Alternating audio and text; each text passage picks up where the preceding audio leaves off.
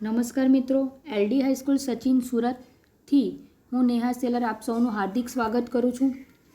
Standard 10 science chapter number 10 પ્રકાશનું પરાવર્તન અને વક્રીભવન ભાગ 9 લેન્સ. લેન્સ એટલે શું?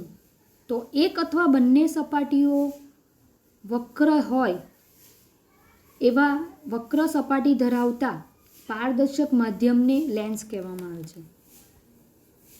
એક અથવા બંને વક્ર સપાટીઓ દ્વારા ઘેરાતા પારદર્શક માધ્યમને લેન્સ કહેવામાં આવે છે.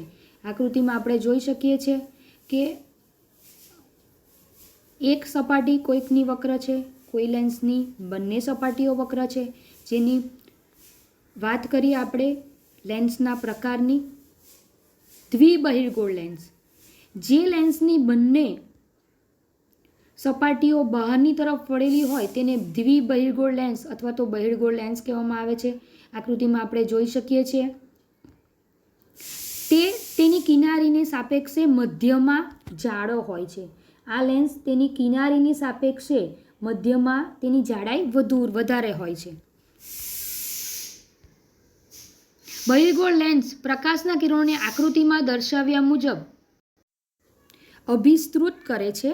તેથી બહિર્ગોળ લેન્સને અભિસારી લેન્સ પણ કહે છે. દ્વિઅંતર્ગોળ લેન્સ, જે લેન્સની બંને સપાટીઓ અંદરની તરફ વળેલી હોય, જે લેન્સની બંને સપાટીઓ અંદરની તરફ વળેલી હોય તેને દ્વિઅંતર્ગોળ લેન્સ અથવા તો અંતર્ગોળ લેન્સ કહેવામાં આવે છે.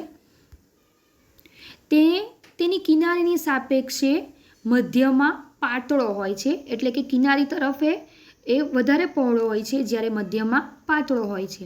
અંતર્ગોળ લેન્સ પ્રકાશના કિરણોને આકૃતિમાં દર્શાવ્યા પ્રમાણે અપસૃત કરે છે. એટલા માટે અંતર્ગોળ લેન્સને અપસારી લેન્સ પણ કહેવામાં આવે છે. બહિર્ગોળ લેન્સના સંદર્ભમાં આપણે વિવિધ વ્યાખ્યાઓની વાત કરીએ તો વક્રતા કેન્દ્ર. લેન્સની જે સપાટીઓ જે પારદર્શક ગોળાનો એક ભાગ છે એ ગોળાના કેન્દ્રને વક્ર સપાટીનું વક્રતા કેન્દ્ર કહેવામાં આવે છે. આકૃતિમાં જોઈ શકીએ છીએ કે બહિર્ગોળ લેન્સ આ પ્રકારના બે ગોળાઓથી બનેલું છે.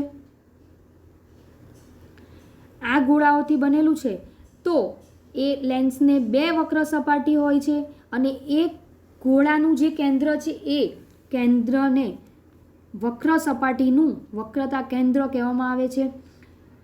લેન્સના બે વક્રતા કેન્દ્ર C1 અને C2 દર્શાવ્યા છે. મુખ્ય અક્ષ લેન્સની બંને સપાટીઓના વક્રતા કેન્દ્ર C1 અને C2 માંથી પસાર થતી કાલ્પનિક રેખાને લેન્સની મુખ્ય અક્ષ કહેવામાં આવે છે. C1 થી C2 રેખા દોરવામાં આવે એ કાલ્પનિક રેખા એને મુખ્ય અક્ષ કહેવામાં આવે છે.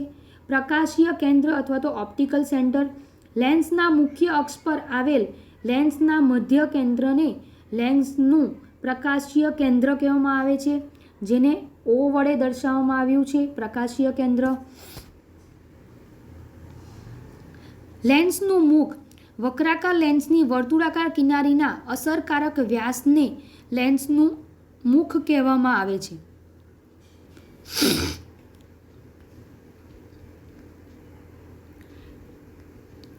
આગળ વાત કરીએ તો વક્રતા ત્રિજ્યા.